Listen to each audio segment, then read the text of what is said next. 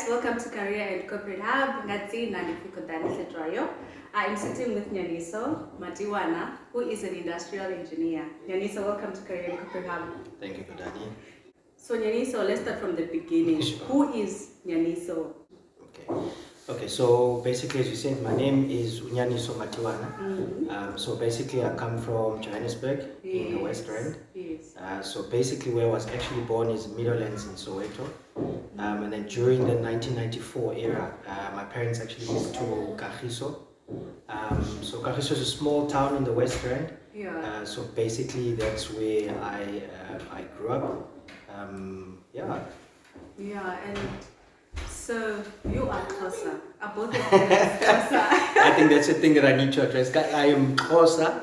So I it's going to be the last one pila. Like you speak fluently. Yeah. When you speak Tswana, you think it's Tswana. No, the thing is, so like I said, I grew up in Kagiso. Yeah. So Kagiso is typically like a Tswana neighborhood. So actually the area is Mokale City. And basically that's where, in terms of a lot of languages that I learned. So literally where I grew up, my back opposite was Tsonga. On the left hand side was Tswana. On the right hand side was Zulu. I'm sure you can understand all the different languages. Yeah, I basically can. No, I basically can. I think the only thing that I'm still trying to get to is Chivenda, but I'll get there.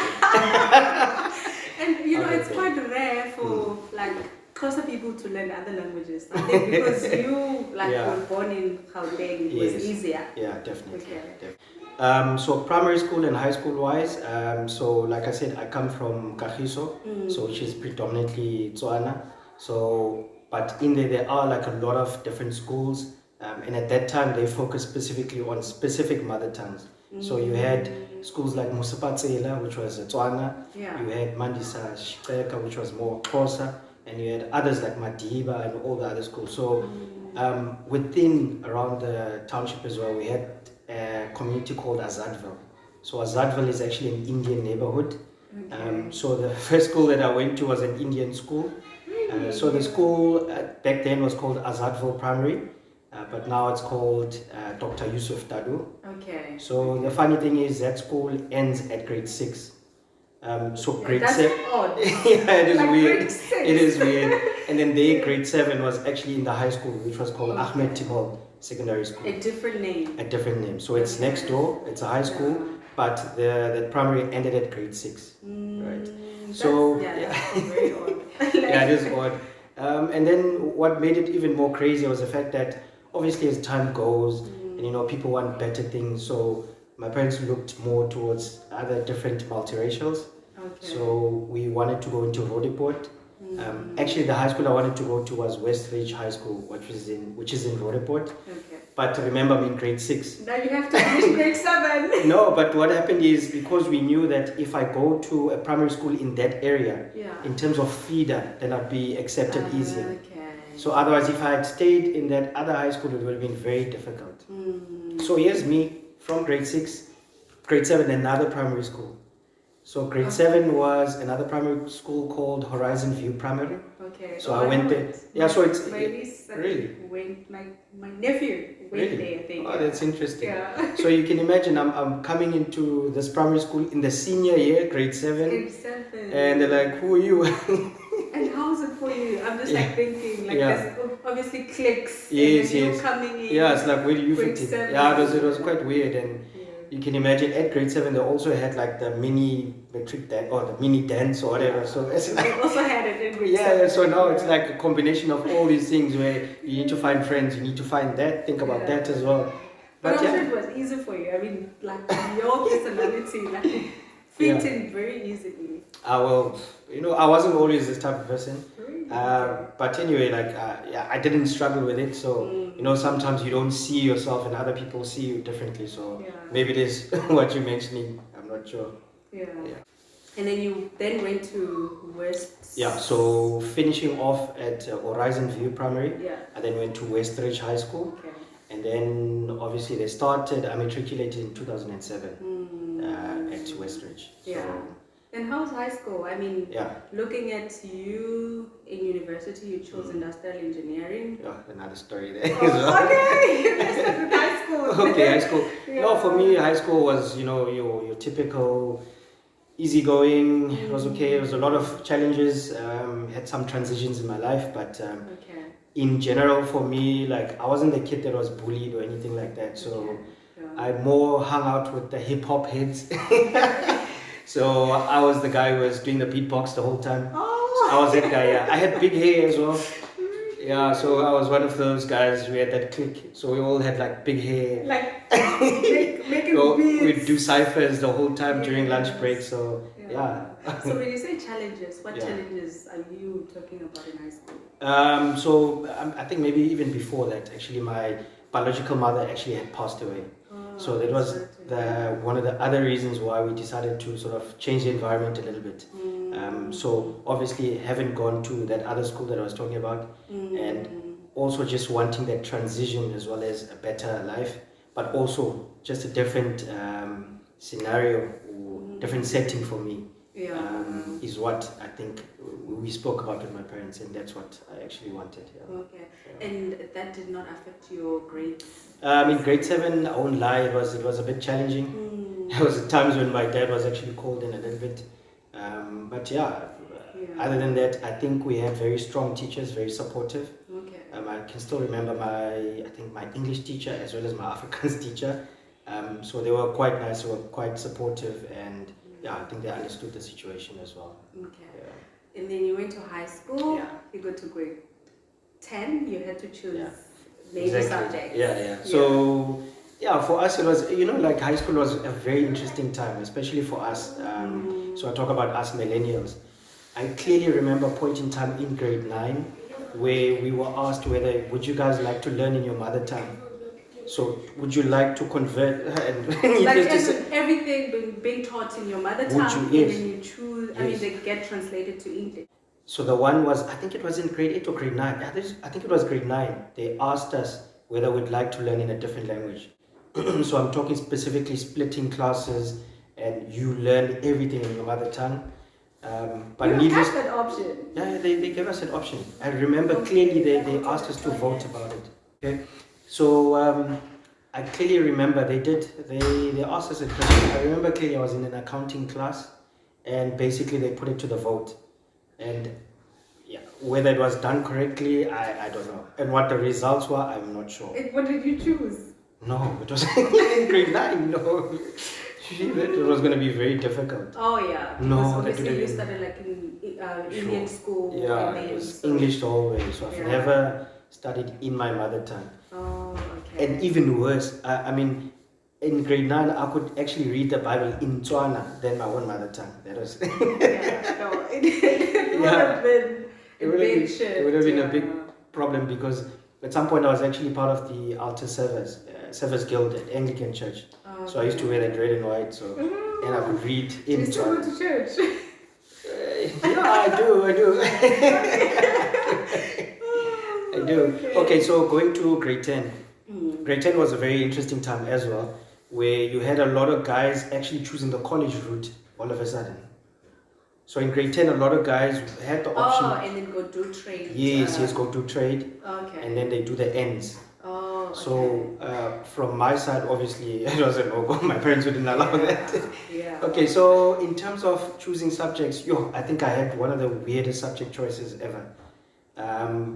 I mean, I had your normal, your science, your maths, your all that other stuff. I think what I didn't take was biology. So biology, I substituted with geography, I remember. But aren't you supposed to be doing geography and biology at the same time?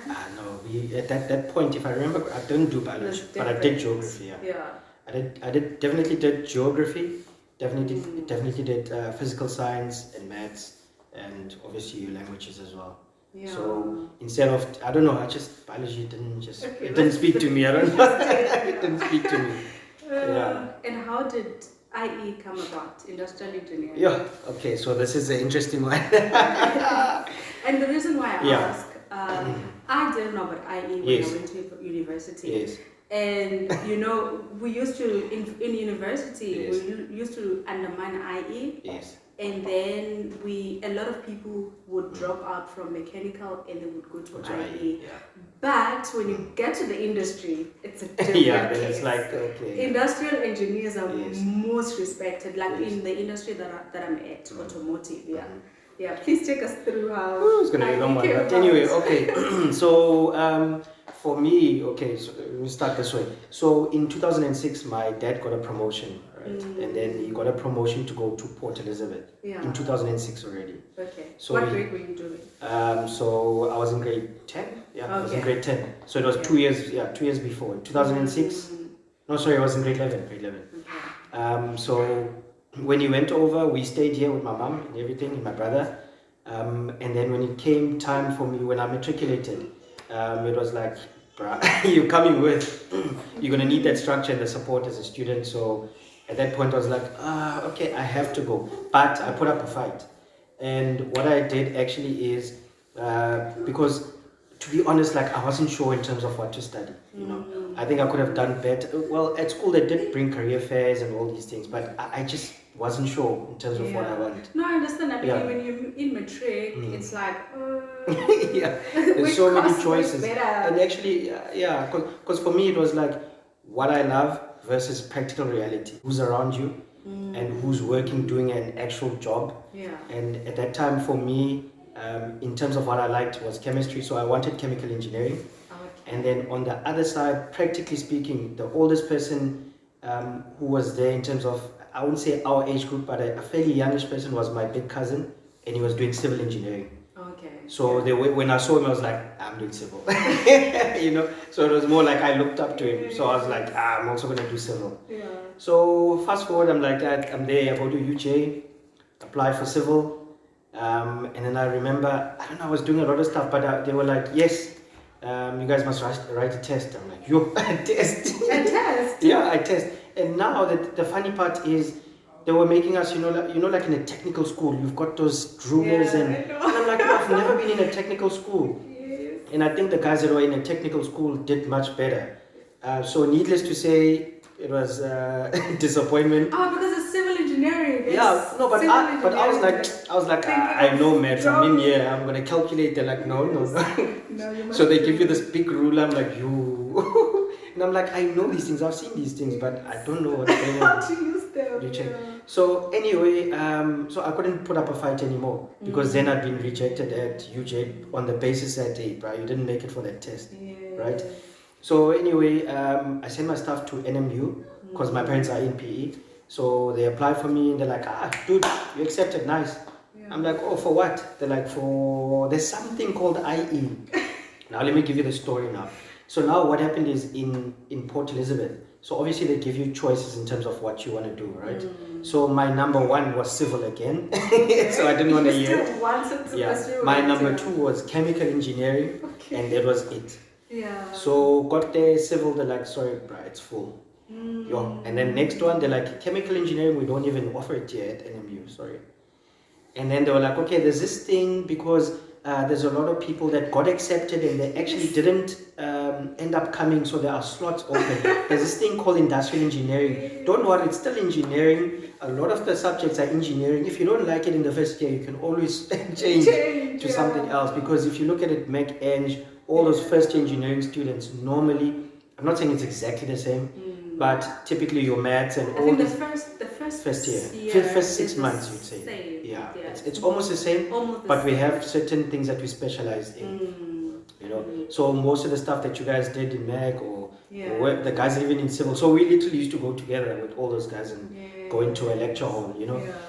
Yeah, so I was like, yeah, okay, fine, let's do it, fine. If I have that option to change to something else later on and even do the civil that I want, then fine. So I took it and I did it. And what is industrial engineering? Yeah, so I didn't know what it was. So for me, so number one, what I want to give credit to is the guys or the faculty of industrial engineering at NMU. So I'm specifically talking about Professor Carl van der Merwe, Professor Anne Lawrence, Andrew Murray. So those guys were really good. So I felt like they had the job of convincing us what this thing is, and they were very good. They actually even took us to industry. I mean, we went to GM, went to Continental, So it was within us. We're like, oh, now I understand this thing. Okay, I see. Okay, so I think a lot of people, in terms of explaining what IE is, they normally give like a long-winded answer, and this is a lot of jargon, right? Please make it. Yeah, and then for me also, like I never was able then to say, yo, by the way, this is what I do. Every time I get asked, I'm like, yo, do I have to explain this now? So for me, okay, to answer this, I think we need to just go back a little bit as to where it started off, né? So I'm just gonna make this very quick. So in terms of history, né? If you think back to World War One, World War Two, so basically what was happening there is there was a lot of military vehicles, your tanks, specialized vehicles that needed to be built up and then needed to be sent into the field, right? So most of the time those things used to be built up like one at a time, and it used to take a long time. And obviously the war became of numbers, like who has the most tanks, who has the ability to repair the fastest. And basically what happened is, I think it was through people like Henry Ford who introduced firstly these things called assembly lines, where they're like, well, if I actually put these things in a line and everyone does one little bit, will actually take out cars or these military vehicles much faster. You know? So that's where it actually started, right? And then what happened later on, you have people like Taiichi Ono. So he was actually in the Toyota manufacturing company. So what had happened there is, as Japan as well, obviously they had those 2 nuclear bombs in Hiroshima and Nagasaki. So they were also recovering. And then basically within that whole sphere, after the war had ended, there came a time where people also wanted these nice cars, and you know, the countries wanted people to, you know, feel a bit better about themselves. And obviously you can't have this expensive car. So people like Henry Ford were already able to cut out a lot of waste and make sure the cars go out faster and cheaper. And then you had, as a second wave, the guys from Japan coming in and saying, but we can do it a bit more faster and a bit more cheaper, right? So that's where it started off. But now you ask yourself, what is it that these guys did in between now to make sure that that car is not built or it doesn't take so long, or you cut out all the waste, that you're not spending so much in terms of labor, in terms of equipment. So these things, or the tools, are industrial engineering. So any person can come off the street and say, do that better, do that better, do that better. But an IE is, you get focused in terms of specific tools that you can apply to these different industries or different things to try and improve them as best as possible. Okay, yeah. Right. And I think the nice thing about industrial engineering is you can work anywhere. Like you can work at the banks, you can work like literally anywhere within the process. Yeah. Exactly. So that's the other interesting part in terms of how things are evolving, right? So you see how I explained it in terms of assembly line or automotive. That was the start of it, but now things have gone absolutely crazy now, because I mean, you have business analysts, you have process engineers. I know guys, I have friends that are IEs in APSA or financial institutions actually. IT Hub as well. IT Hub. So you get a lot of guys in terms of that business analyst sort of sphere. But the biggest thing is, or maybe I should put it, as an IE, wherever there's room for improvement or saving, fit in. You definitely will fit in. Yes, that area might be specialized in terms of maybe softwares or IT development or specifically building the car. However, for us, it's all about, looking at the bigger picture and seeing what you can actually contribute or improve. Okay. I think, you've really broken it down nicely. I think I have a better understanding of what IE is than I had before. And what positions did you hold through your career? Yeah. And how many companies did you work for? Wow, okay. Okay, for me, let's put it this way. So I was lucky enough in my second year to get a bursary from Rio Tinto Alcan, which are a company that does aluminium smelting. They actually wanted to be in Port Elizabeth at some point, but the price of electricity was too much, so they pulled out. In pulling out, they then said, look, we can't hire you, so the pay for your yes, and then they said, you know what, because we were going to be based in Kucha, so Kucha is like an IDZ, an industrial area. It's an industrial area. So they said, okay, we'll look for one company there and then we'll place you in it. and then from there. Or for your internship? From my internship. Okay. You can work there. We're not tying you to work for us. Yeah. You can start off there, and then from there you can continue and see what you want. Yeah. Starting off, I started in a company called Acoustics Trim Division. There, obviously, I did my in-service there. I actually also did my P1 and P2 there, and carried on doing my in-service as well. There was more of, when you start off as an intern, It's like industrial engineering intern or industrial, process yeah, engineering exactly. But I think what's nice is, and obviously when you're a student and you come out of school and then you start into industry, there's a lot of expectations that you have. I remember getting very frustrated, calling the guys from the bus, like, hey guys, are you sure about this? So, but also I think in terms of the people that I mentioned before, the professors at NMU, during the P1, P2 period, they actually also do come in and check in on you. And obviously you do have a logbook as well that guides you in terms of the things that you should be looking at and doing. And I think the combination of the two for me quite helped me, when I started off my career. I was like, oh, okay, this is what it means. Okay, it's good, So that was Acoustics Trim. And then from there, I moved to Schnellecker. So Schnellecker is an internal logistics conveyance company. It's the same as your DHL or whatever, but just internal. So there, I didn't stay quite long, but I was doing conveyancing. What was the name of your position? So it was change agent. So I was actually working in the warehouse. So in the warehouse, I was actually in charge of streamlining the tow motor routes from the central material warehouse into the assembly plant. Okay. So it's basically the routes. So route optimization. Logistics. It's logistics. Okay. It's logistics. Okay. So I was like, Not for you. Yeah, it's not really me. And then you moved. Yeah, from Schnellecker, then I went to Bear Climate Control. Okay. It's actually called Male now.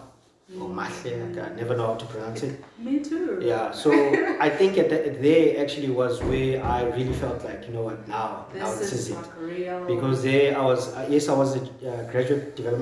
in the graduate development program. Okay.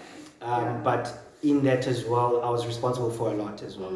And when you're a graduate, you're like, hey, but I got a lot of stuff, but this is helping me. So I was kind of in that corner. So I was a process engineer full on for the air conditioning lines, for the Polos, for your Nissans. I think also because Mali or Mahle supplies a lot of big companies. Correct, then you were like you had the bigger scope. Yes. Involved. Yeah, it was quite a big scope. So I remember there was one time and in a small company, it's very interesting. And I'll tell you, like when I came into a big automotive company, it was very weird. It was like a big shock. So for me at that company, where I worked, like I was actually everything. I was the industrial engineer.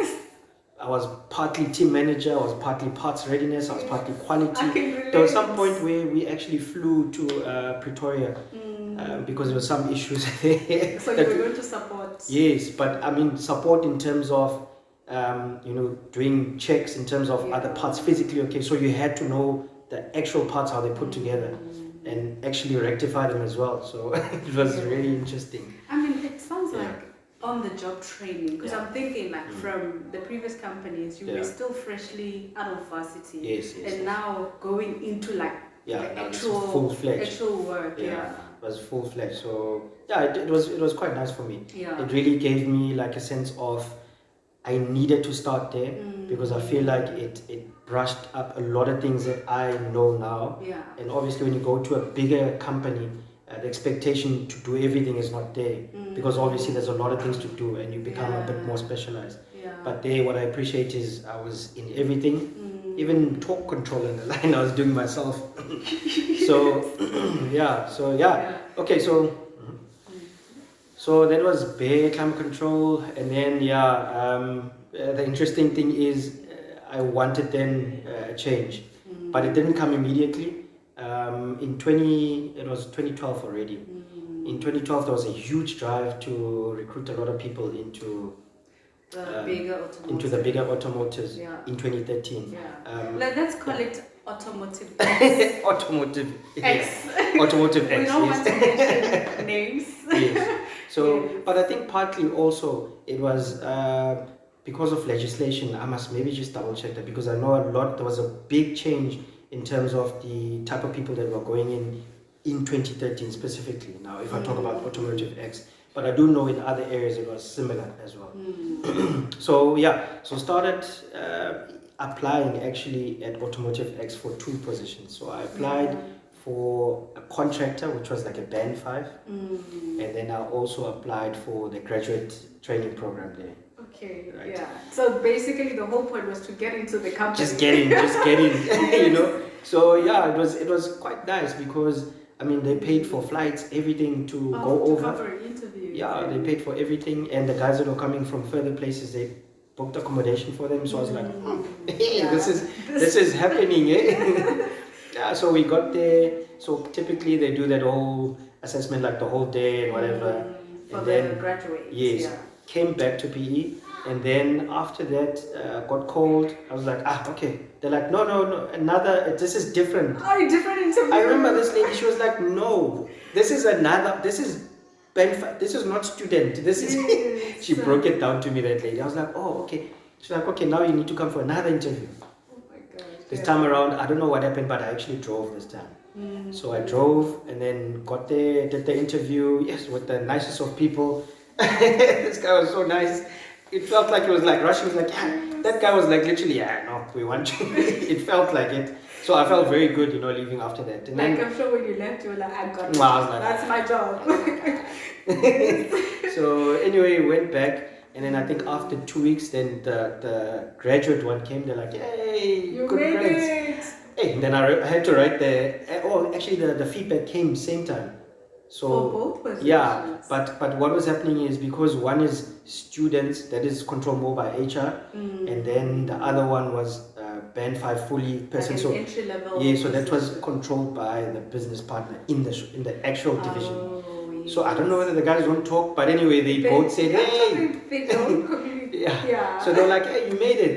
So I was like, which one? Which one? Oh, there's no brainer. Obviously. Looking at the contract. Yeah, so I remember there, young me writing there, unfortunately, I've been selected for another one. There's your place.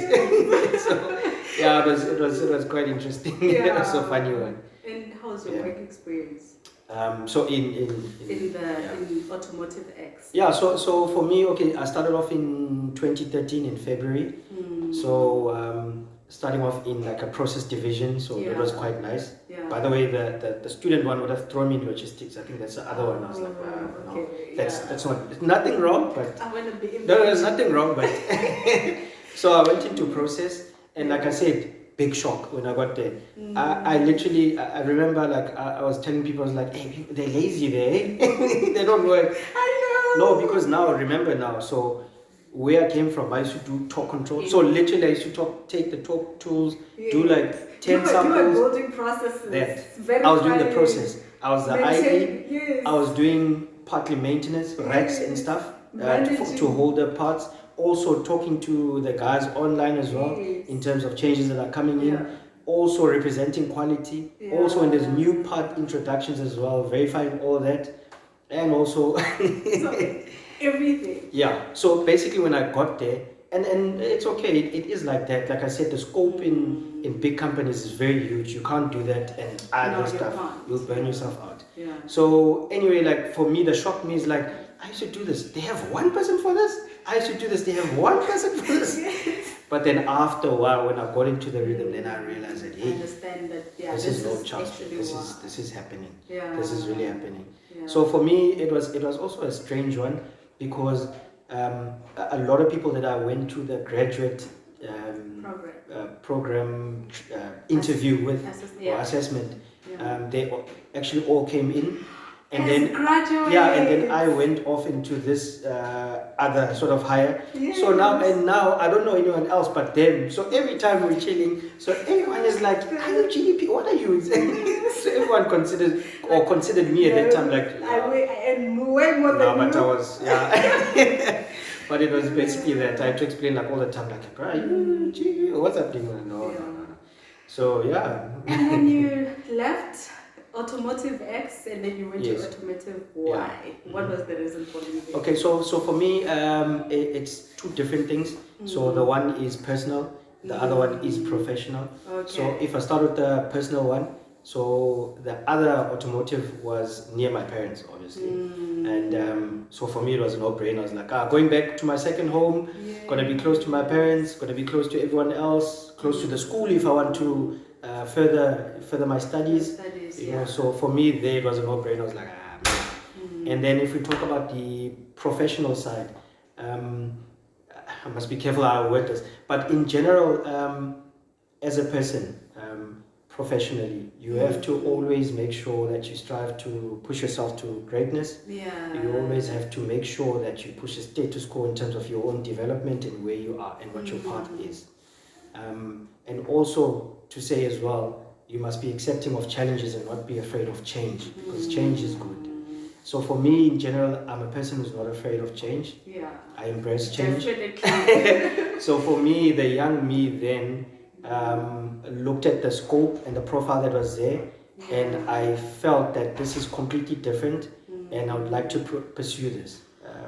So because in Automotive X, obviously I was doing that job, and you know I felt like, okay, This is not what's the next thing, yeah. you know? But needless to say, like I said, that's why I started off with that one should always push themselves, and one should always place emphasis in terms of making sure they get to where they want to go to. Here's the thing, let's check you out. Title. Yeah, what okay. was the title? Strategic production engineer. Okay. Yeah. So hey, nice title as And well. I'm sure the money was good as well.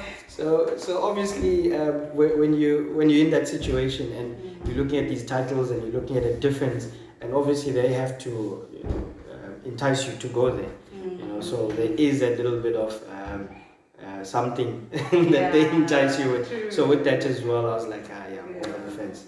Let me check it out. Without really focusing more on Automotive Y, you went back to Automotive X. Yes. What was the reason for going back? Okay, so maybe let's start off with why or how long I was there. So I was there for 2 years, and I'm telling you now, like I got into a world of different things. Like it's still automotive, obviously, and we were planning things that are far ahead of time.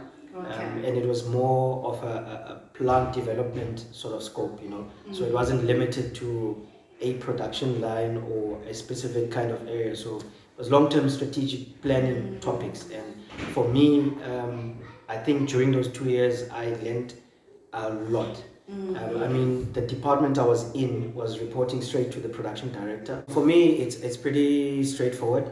So how I looked at the options that I had was in two ways. So I looked at personally and professionally. So on a personal side, I knew that company Y is in Port Elizabeth and my family is in Port Elizabeth. So for me, it was a no-brainer because I was basically going back home, my second home, and also would be close to parents and also close to the varsity that I went to in case I wanted to further my studies. You know, and then professionally, when I looked at the entire scope or the title that they put there and some of the responsibilities that they put down there, for me it got me very excited. And I literally wanted to be part of that. And in terms of working in company Y, it was quite interesting because before I was doing like things on a smaller scale, so in charge of a production line or smaller space. So this specific one, so I was in strategic plant development. So I was a strategic production engineer. Which is also a big title. Yeah, it was a nice title. So from there, it was the scope opened up quite a lot. So we were doing plant development projects. We were looking at future models that could come to the plant and not looking at one specific assembly shop, but looking at body shop, paint shop, press shops, and all these different areas. So you can imagine the scope is quite huge there in terms of what I was used to. So for me, the first evaluation was definitely this is something that I want to get into. And did you apply or you were headhunted? So it's very funny. I was approached by an agency, and then they were like, "Hey, look, we saw your stuff. and then we'd like to put you forward for a specific position in company Y. I was like, well, okay, go for Why it. I've got not? nothing to lose. But Put it in. also, I mean, being headhunted, Yes. where did the agency find your details? Yeah, so for me, I think one of the most important thing is to generally always have your things out there. Yeah. So if we talk about professional profiles like your LinkedIn, and also there are specific other sites which you can register into, that these recruitment agencies can plug into. So it's quite important to have your stuff very relevant, updated, and so that they can make an informed decision to say this is maybe someone that we want. Yes. They didn't tell me specifically where, but yeah, they told me we got your stuff. So at that point, I wasn't listening. I was like, I'm happy where I am. Go ahead. But, go ahead. I was like, oh, go ahead. Okay, Yeah. and then going back to Company X, how did you go back? And why did you go back? Okay. Yes. So, so the one part is family. Again, so I have a smaller extended family that I was like, okay, fine, now I want to be with them as well. Yes. And then also on the other side, like I felt like I've gotten a wealth of knowledge from the company Y. And then in company X, there was actually the new manager was working in that department, was someone that I've worked with before. And then the manager wanted a specific type of person to help them with certain things, Yeah. And I put my hand up and I said, hey, look, I would like to come back if you are, thinking about it. Were you not bored in PE? Bored? No, I've never been bored in PE. Yeah. There's quite a lot of stuff to do in PE. Yeah. So needless to say, the manager said, okay, come through. Went for the normal interviews, of course, like normal. And then made it and then came in. And then, fast forward from 2019. Did you come back to a different position or it was the same position? So funny enough, I came back to a different position which I had started in my junior times, actually, in a different area. Yeah. Right. So because in the years that I've been working, I've been like sort of moving up in terms of things and like areas of responsibility. Senior. Exactly. Yeah. So coming back, I had to sort of, I remember we had to talk. Did you feel like you regressed? I remember we had to talk with the manager. She's like, hey, you're gonna go there at the bottom again? Is that fine? I was like, it's fine. I'll come. So and going back, I mean, like to a junior position, not necessarily junior, but like looking at where you were when you left, do you regret breaking the service? So I don't. Okay. I don't. So number one, I don't regret going to company Y. Okay. Because I learned a wealth of knowledge there that's irreplaceable. And like I was saying before that, reporting straight to the production director and sometimes reporting straight to the MD.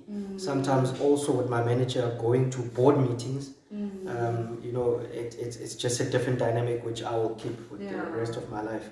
And obviously coming back now to more of a sort of say junior position. Yes, it was a bit of a struggle to say, but it's like locking up a Ferrari, like just wait a little bit, But I must say, some of those things that I learned, I was able to reapply them back into that sort of junior space. So small things like attention to detail and putting together like a decent storyline in terms of presentation for managerial sort of things that I knew now. And even at that lower level, it was easy for me to say, well, let's slap something together quickly. And do you think it was a mistake leaving company X? I think maybe I don't know if you've answered that. Okay, I think I get it. But the reason why I'm asking if it was a mistake is because a lot of people leave. Let me just say they break the service, like they go work, leave a company only to go back after some years. Yes. So how can I explain that is firstly on that first one that yes. Definitely. If you do break service, it does break your momentum in terms of where you're going. Yeah. Because typically, people that are around that are more senior, they with the more you are in terms of service, or the more you're there, the more they actually trust you a bit better to handle a bit more responsibility. Yeah. And obviously, if you break that and come back, they're like, can we trust this one or not? You know? Yeah. So there's always that part that's looming, you know. But also, what I wanted to put as well is the fact that, you know, when you talk about generations, so you talk about your baby boomers, your millennials, Generation Z. Yes. Typical for me, I'm a millennial, and I'm like a Generation Z sometimes. So most of the time for me, I like challenge, and for me, it's one of the things that I like pushing myself into, you know, different challenges. Yeah. And that's why I said even before, also just to add on to that part, is that your career and your development is up to you. You are the one who has to push it. No one will do that for you. However, we are not our fathers. I must put it like that. What do you Sorry. mean by that? So our fathers, typically, they would stay in a place for 30, 40 years. And even if they don't see maybe progress or maybe they're not too happy, they will stick it out. Yeah. So I think the younger generation now, and you'll see it happen, easily pack and go. That's how it's going to be, where a person will evaluate, make a 5-year plan and say, I'm not in it, therefore, you know, I'm moving. So with that being said, for me, it was more of a thing to say, I felt stagnant at that point. And I felt that I needed to go to company Y, and whatever I learned there, for me, I don't regret, because it's taught me a lot.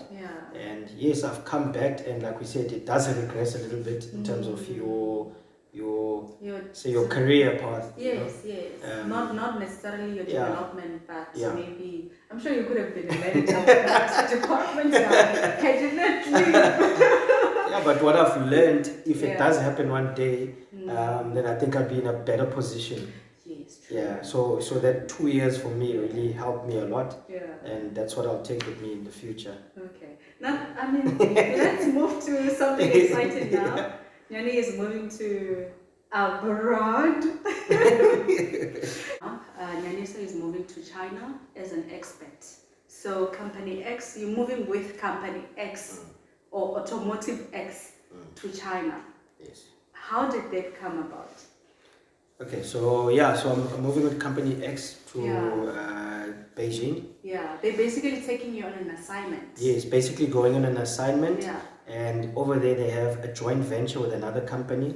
And basically what needs to happen there is, because the company is based in China, and because Company X works to certain standards, they normally get us as experts to actually bring that other company to the correct standards as well as the same as Company X. Okay. So how it came about, basically there was a town hall meeting that was held, and in that town hall they actually showed the life there, and they showed some numbers in terms of benefits. Yes. And you know, for me, I was hooked. I was like, this is cool. This is very nice.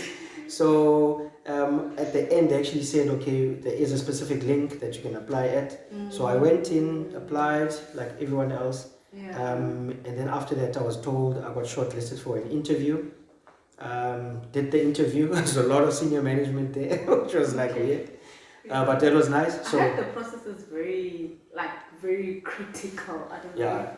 Yeah. It's. I mean, you must know that these people are banking on you to represent them in a foreign country, you know, and to implement things in their standards. So they have to make sure they get the right person to actually go into that, right?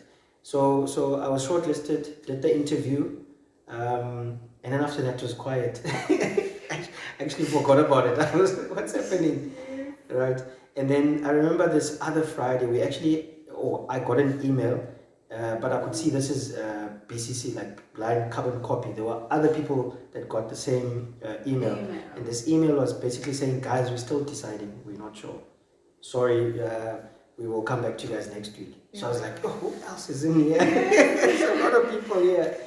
And then needless to say, some time also went by again, like a week. And I remember I was actually on training, and it was quite loud. I remember it was quite loud, and then I got this phone call, and I saw this weird number, and I was like, hey, telemarketers again. And then, for some reason, I was like, okay, let me answer this call. I answered. They're like, yeah, you got it. I'm like, I got what? So the individual What is from it? company X was like, hey, it's me, this so and so, for the position you applied for, you got it. I'm like, oh, thank you. Stop. Yo. And how did you feel? Now I felt very excited, you know. Yeah. Typically when you do go through a process like that, knowing that there's so many other individuals, you feel Yeah. so good about yourself that you Like, could make it amongst so many I'm people. international. Yeah, of course, there's the other part as well to say, hey, no more. Talking about benefits, Yeah. what benefits do they have? Yeah. Do you get? Yeah. So firstly, there are benefits. Yeah. So in general, what they will do is they'll try and, obviously they're getting someone from another country to come into their country. Yeah. And obviously they As want... an expat, Yes, not just... and they want to, obviously entice you to come as well. So they have to make the deal sweet, let me put it that way. So they make sure in terms of, living, everything is good. Yeah. So if I can break it down from the beginning, your relocation costs that they cover. So in other words, if you did have furniture, if you did They move your have... furniture. Yes, they would organize a container to move all your furniture that side, Yeah. firstly. And then that side they have what they call is a settling allowance, where they would give you X amount just to settle in. Wow. To settle in. Yeah. And then I think probably the biggest one is something they call it COLA, which is cost of living allowance. So the cost of living allowance is meant to really give you something additional to firstly balance you to the living standard of that specific area, and obviously give you like some sort of enticement for you also to say, oh, well, I want this. And plus housing allowance? Yes, housing allowance they give, you don't have to pay for housing. And then also transportation to and from work is free. They have their shuttles actually, so outside of that, if you want to explore and do your own tourist stuff, that obviously you have to pay for. There's also some benefits which are linked to hardship. So if we talk about China specifically, we can't shy away from the fact that there was, the COVID and all the other stuff that happened. And obviously, in terms of getting people, sometimes it might be a bit tricky and a bit difficult to actually convince them. So they do have another component there for hardship, which they give just to say, yes, not that it's the jungle, but... And all of this is on top of your salary, like the salary that they will be offering. Yes. Sure. Correct. Yeah. I'm actually thinking twice about it. I think I'm going to be applying soon. Yeah. And then the other one, sorry, that I didn't mention is the transportation, or flying to your home country and back to China as well. So there is a specific amount that they give per family member, and that amount accumulates per month. And at the end, you can take that money and decide how you want to fly. So you can control it. And you can if control you're that moving yourself. with your family, like the kids, the education is it's paid, free. it's They free pay for as the well. education. So you choose like one of the best schools as well, not just any. Yeah. Wow. That's really great. Yeah. And are you happy about moving? Happy? Yeah, I'm excited. Like I said, so for me, I'm a challenged person. Look, I mean, you have to be honest. There's a certain amount of nerves that you're like, you're a new country that you haven't been to. But in general, in terms of the package and in terms of the challenge and what I will be contributing, for me, that's exciting. And growth as well. Definitely. Oh, that's nice. And what are you gonna miss about South Africa? The weirdest thing is because now I'm gonna be starting in August, and obviously the seasons that side are gonna be changing, and you're gonna start seeing snow. Yes. Okay. So to be honest, the one thing I'm gonna miss is the weather in South Africa. Yeah, true. So I know how nice and warm it can be. At least you get wardrobe money as well. But the thing is, I'm not used to now it's snowing, and I know the guys in Joburg were excited just now about snow, but to have that every day, it could be something else. But I mean, it's the weather, different. We'll have to see. But I think what I'll miss the most, it's just the freeness, the weather, and especially going into the December season kind of vibe, And lastly, Are there any projects that you're working on to give back to the community? You got Not even lastly, actually, before we get to that, Yeah. for somebody who would like to move into another, like apply, go for the same assignments that you're going. This exact assignment. Okay. Mm-hmm. For somebody who would like to follow into your footsteps, Okay. what would you advise them?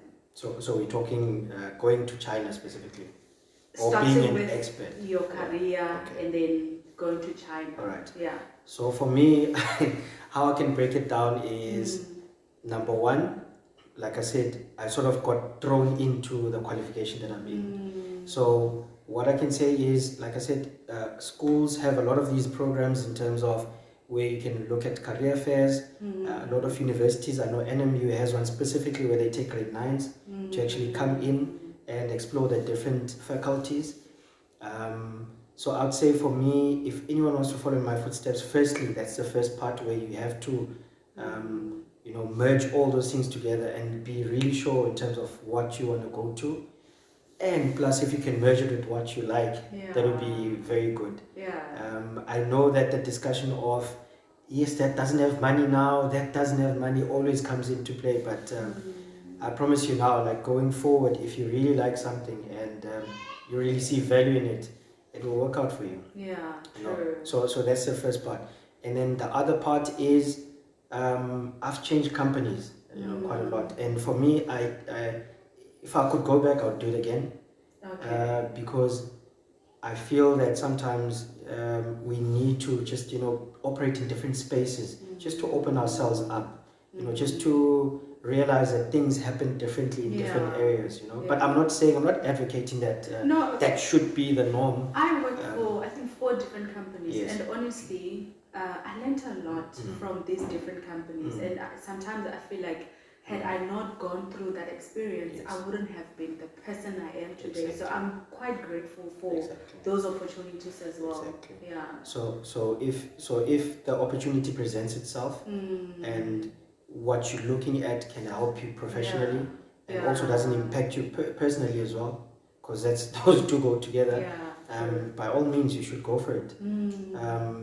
And then I think the other part is, like, especially when we're talking about going now to a different country. We spoke about globalization. Globalization is big now. These multinational companies, they want the best.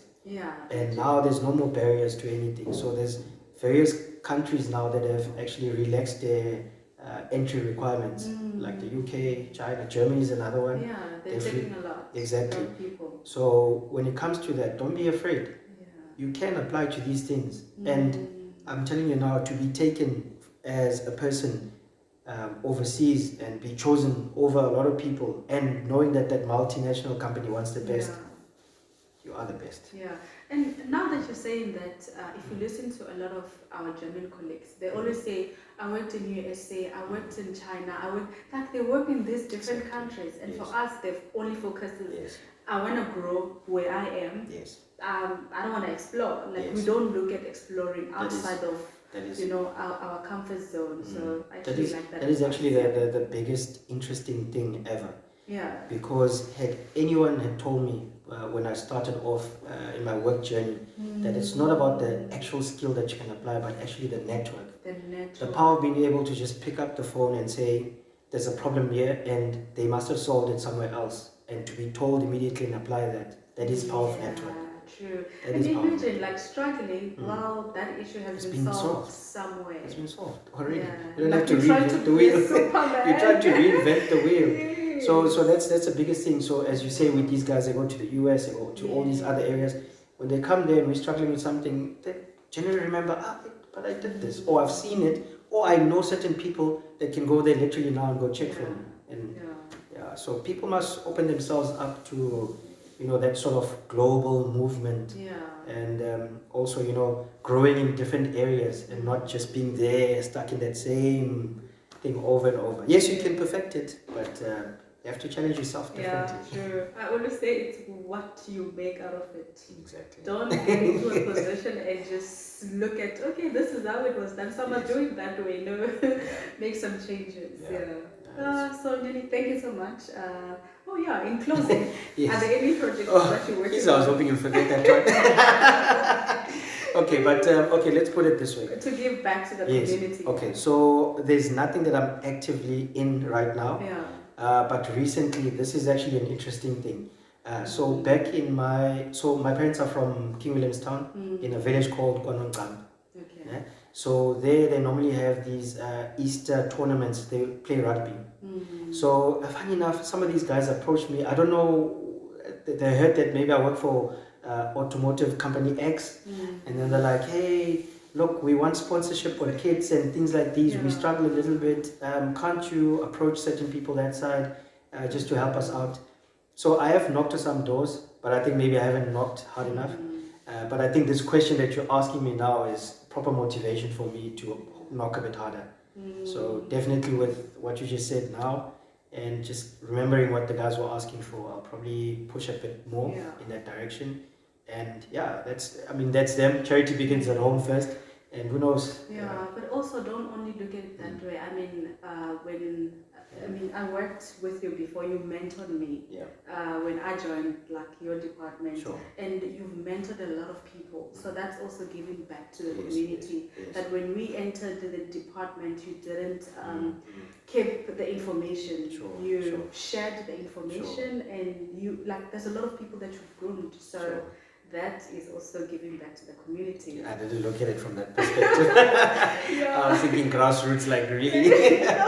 But yeah, that's true. That's true. Okay, and I think with what you just mentioned now, a lot of people then do forget that that's Yeah. part of giving back, Yeah, and true. that should be something that we do quite a lot and we focus on and put our energy in. Yeah, I mean, including Duncan, my husband, he has a lot to say about him.